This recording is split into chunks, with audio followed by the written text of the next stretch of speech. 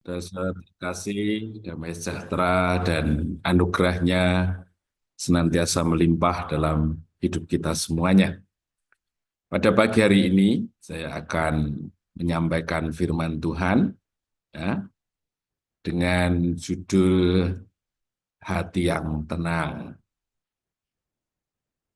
Nah, Bapak Ibu Saudara, dalam dunia yang kita hadapi seringkali memancing kita untuk secara otomatis ya bertindak membuat hati kita gusar ya, terlebih-lebih kalau hal itu merupakan sesuatu yang menjadi keputusan kita atau menyangkut sesuatu yang penting bagi kita karena situasi dan kondisi lingkungan itu seringkali memancing pikiran kita bertindak lebih dulu sehingga makna ketenangan hati itu seringkali susah untuk kita mengkondisikannya.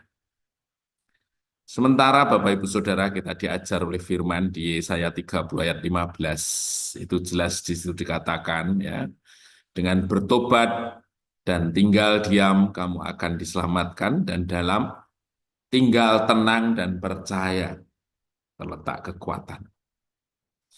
Nah, kita diajar bahwa dalam situasi apapun kita memiliki satu kondisi yang ditenangkan, satu kondisi yang dalam kondisi tidak dipengaruhi oleh situasi, melainkan memiliki satu sikap atau tinggal di dalam ketenangan. Kemudian dalam firman Tuhan juga menyatakan bahwa ketenangan hati itu merupakan satu sikap yang terbebas dari segala hal yang menyangkut sikap hati yang di luar firman Tuhan. Kalau di Amsal 14 ayat 30 itu katakan, hati yang tenang menyegarkan tubuh, tetapi iri hati membusukkan tulang. Sementara kalau kita lihat yang namanya persoalan iri hati, semakin hari dengan adanya media sosial, orang semakin mudah menunjukkannya. Atau pada sisi yang lain juga orang semakin mudah untuk memamerkan apapun yang seolah-olah mereka punya, tujuannya adalah untuk membuat dirinya berbeda. Dan tentu sikap-sikap demikian memancing orang untuk mudah iri hati, Bapak Ibu Saudara. Ya. Tapi firman Tuhan katakan, hati yang tenang menyegarkan tubuh, tetapi iri hati membusukkan tulang. Jadi hal-hal inilah yang sebenarnya mengajar kita bagaimana tinggal tenang di dalam hati kita itu merupakan sesuatu yang sangat penting dalam hidup kita, dalam menjalani hidup kita di hari-hari ini, agar kita tetap tinggal di dalam kebenaran firman Tuhan. Bagaimana firman Tuhan mengajar kita mengenai ketenangan hati? Yang pertama adalah bahwa ketenangan hati itu satu-satunya itu hanya berasal dari Tuhan. Kita tidak pernah memperoleh ketenangan hati dari sumber-sumber yang lain. Banyak orang berpikiran dengan harta, kekayaan, pangkat, martabat, nama besar, dan lain sebagainya, dia memperoleh ketenangan hati. Tetapi firman mengajarkan kita ketenangan hati hanya ada satu caranya kita peroleh, yaitu ada di dalam Tuhan. Firman Tuhan di Yohanes 1, Yohanes 14 ayat 27, damai sejahtera kutinggalkan bagimu, damai sejahtera kuberikan kepadamu. Dan apa yang kuberikan tidak seperti yang diberikan oleh dunia kepadamu. Jangan gelisah dan gentar hati. Jadi Bapak Ibu Saudara, di depan kita, di dalam hidup kita, ada sumber mata air ketenangan yang disediakan, yaitu ketika kita berada di dalam Tuhan. Ya, kita tidak mungkin mencari ketenangan dari sumber-sumber yang lain. Nah, perlu kita ketahui bahwa ketenangan hati itu membuat kita kuat. Yesaya 26 ayat 3 jelas dikatakan, orang yang hatinya teguh kujagai dalam damai sejahtera. Sebab kepadamulah ia percaya. Ya. Jadi sesungguhnya tidak satupun dari kita yang tidak menghendaki kita tinggal di dalam damai sejahtera. Tapi ternyata damai sejahtera itu membutuhkan orang yang hatinya teguh, hatinya memiliki sikap, hatinya memiliki komitmen, hatinya terikat kepada Tuhan. Orang yang tidak terikat hatinya kepada Tuhan, atau orang yang mudah sekali melepaskan komitmennya dengan Tuhan, justru dia tidak akan memiliki damai sejahtera. Damai sejahtera ketika kita tinggal melekat di dalam Tuhan. Nah, apa yang kita peroleh ketika hatinya tenang gitu ya. Di 1 Raja-Raja 19 ayat 12 disitu katakan, kemudian ada gempa dan turunlah api, tetapi Tuhan tidak ada di situ. Tuhan hadir dalam angin yang sepoi-sepoi katanya.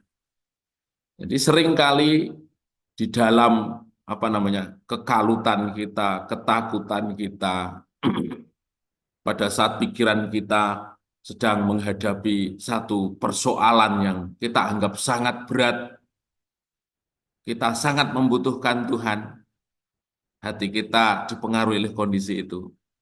Seringkali justru kita tidak bisa mendengar suara Tuhan.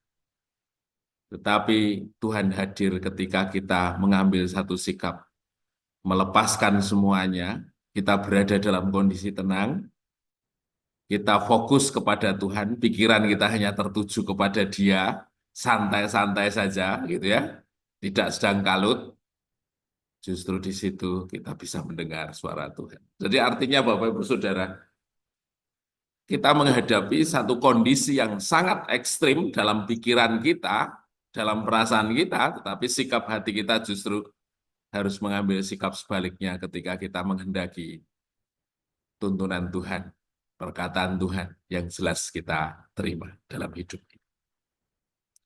Yang kedua, Yakobus 1 ayat 6, ya, adalah dengan iman datang kepada Dia. Sikap hatinya harus hanya satu pengharapannya. Banyak orang berdoa terhadap sesuatu, tetapi dia memiliki second skenario atau skenario yang kedua. Wah, nanti kalau doa ini nggak dijawab, maka saya akan begini begitu.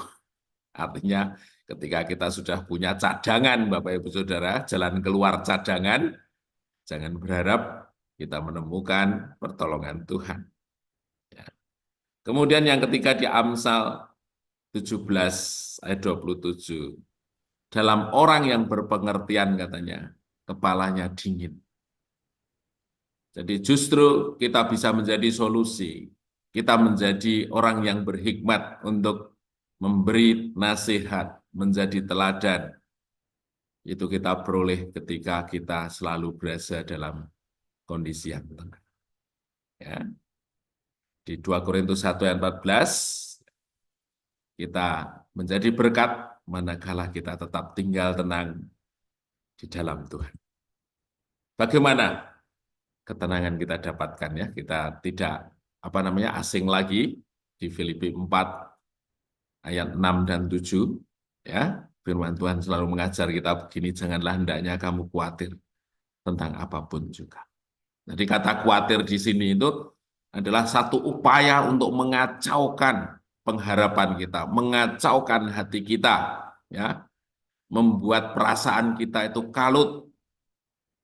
Tapi justru di saat itu kita harus katanya berkomitmen, balik lagi ke Tuhan, serahkan kepadanya dengan ucapan syukur. Artinya ucapan syukur itu satu cara untuk memadamkan panasnya pikiran, rumitnya masalah. Begitu kita mengucap syukur, itu seperti api yang luar biasa disiram oleh air.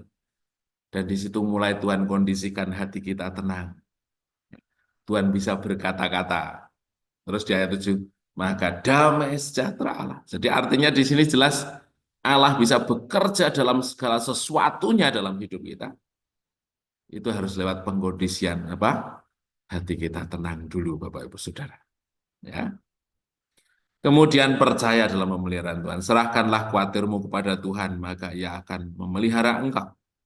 Tidak untuk selama-lamanya dibiarkan orang benar itu goyah. Kita sudah menjalani berbagai umur yang kita lewati, Bapak Ibu Saudara. Tetapi saya secara pribadi senantiasa menyaksikan bagaimana dalam situasi apapun, Tuhan tetap setia menunjukkan pemeliharaannya, menunjukkan perlindungan dan kasih-Nya yang luar biasa dalam hidup kita. Terpujilah namanya. Yang terakhir, hidup dalam iman, bukan atas sesuatu yang kita lihat, kita rasakan. Tuhan itu kekuatan dan mazmurku. Ia telah menjadi keselamatanku. Ia adalah Allahku. Keyakinan kita harus membuat kita memiliki satu sikap yang tegas. Dalam kondisi apapun, Dia adalah Allah kita. Hati yang teguh itu membuat kita dipelihara olehnya dan kita tetap dalam ketenangannya. Terpujilah nama Tuhan, biarkan setiap kita mulai berkomitmen, bersikap bahwa sesungguhnya ketenangan itu hanya berasal dari Tuhan dan melalui dengan melekat kepadanya kita dapat tinggal tenang dan kita memperoleh kekuatan baru. Terpujilah nama Tuhan, mari kita berdoa.